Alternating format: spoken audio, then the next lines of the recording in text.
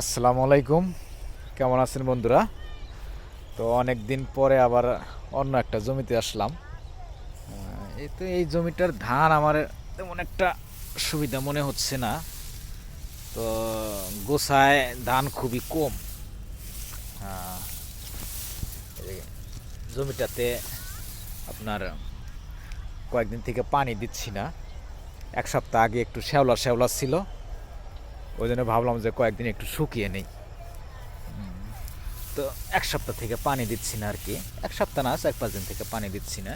এই কাদো কাদো আছে, গুছিতে একটু কম কম মনে হয়েছিল, ওই জন্য আমি এক সপ্তাহ হলো পানি বন্ধ করে দিচ্ছি। তো হয়েছে আলহামদুলিল্লাহ, খুব খারাপও হয় নাই। দেখেন এই যে আমার ধানের গুছিগুলা,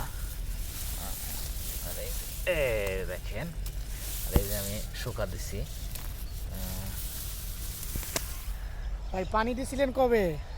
পানি দিছি হলো গত শুক্রবার, এই যে শুক্রবার গেল, আগের শুক্রবারে পানি ছিল। শুকিয়ে গেছে দেখা যায়। পানি খুব কম দিতে হয় এগুলায়। নিশ্চয় কেটে নেই না, বৃষ্টির কারণে কম দিতে হয় পানি না। হ্যাঁ, গুছিয়ে তো কম কেন ভাই, কারণ কি?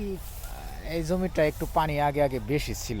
ওই ধান লাগানোর পরে দেখা যাচ্ছে 10-12 দিন পরে আপনার পানি একটু কম কম রাখতে হয়, কিন্তু পানি তখন একটু বেশি বেশি ছিল, যার কারণে। এনে কতটুকু আপনার? এখানে আছে হলো আপনার হলো, ওই দেখতেছেন, ওই যে ফ্যাক্টরিটার ওইখান দিয়ে এখানে আছে আপনার 1 একর 25 হবে, 25 বা 30 এরকম হবে আর কি এখান থেকে। সবই কি একই ধান নাকি আলাদা হ্যাঁ, আলাদা আছে? একই ধান একই ধান একই ধান। ওই যে ওই পাশে আর একটা জমি আছে, ওইখানে অন্য ধান।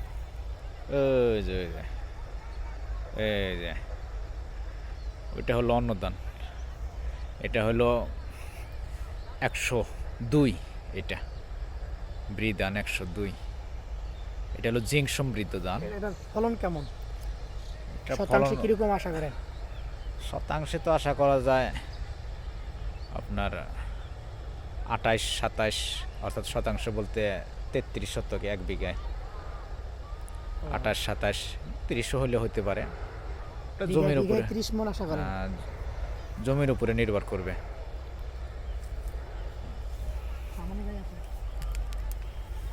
এগুলা কি লাগাইছেন পারে? এগুলো এই যে টমেটো টমেটো, এখানে এই যে কিছু জায়গা পতিত আছে আর কি, আইলের মতো। এখানে এই যে টমেটো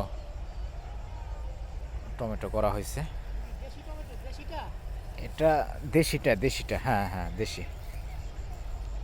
আচ্ছা, টমেটো তো ভালোই হয়েছে ভাই, এই যে হ্যাঁ মনে করেন হ্যাঁ হ্যাঁ হ্যাঁ, এগুলা তো মাটি আপনার পর্যাপ্ত পরিমাণে এখানে সার, জৈব সার আছে, সার সমৃদ্ধ মাটি এগুলা।